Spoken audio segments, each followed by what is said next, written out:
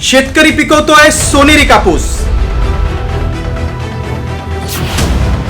रंगीत कापसाला 10% अधिक दर। मराठवाड्यातील बळीराजाची कमाल।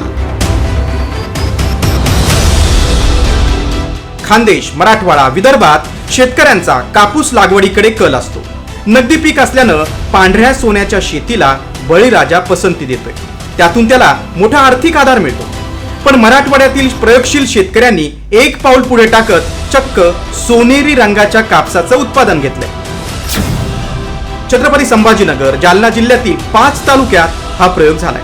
सुमारे 100 एकरवर BT 746 या वाणाची लागवड करण्यात आली।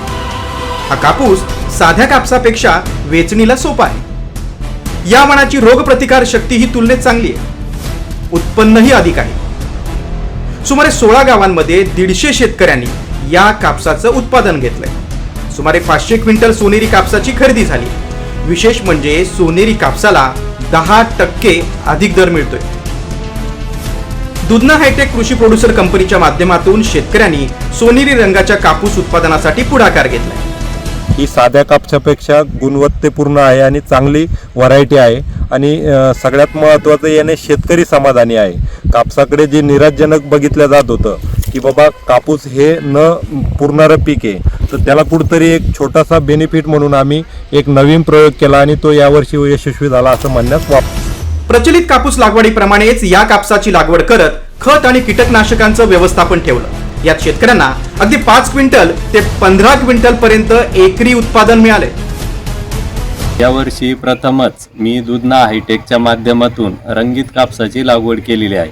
निजोविडो सारख्या नामांकित कंपनीचं बियाणं असल्यामुळं माझ्यासह गावातील 4 शेतकऱ्यांनी या रंगीत कापसाची लागवड केलेली आहे। मी एकूण 4 एकर क्षेत्रावर या कापसाची लागवड केल्यानंतर मला 36 क्विंटल 18 किलो असं चांगलं उत्पन्न या शेतीतून मिळालेलं आहे।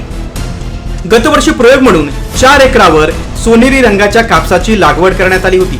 आता हेच क्षेत्र 100 एकर पर्यंत वाढले। गुणवत्ता आणि आंतरराष्ट्रीय बाजारात असलेली वाढती मागणी लक्षात घेता भविष्यात सोनेरी कापसाचं क्षेत्र वाढणार आहे आणि त्यातून बळीराजालाही सोन्याचे दिवस येणार यात शंका नाही। ब्युरो रिपोर्ट, साम टीव्ही न्यूज।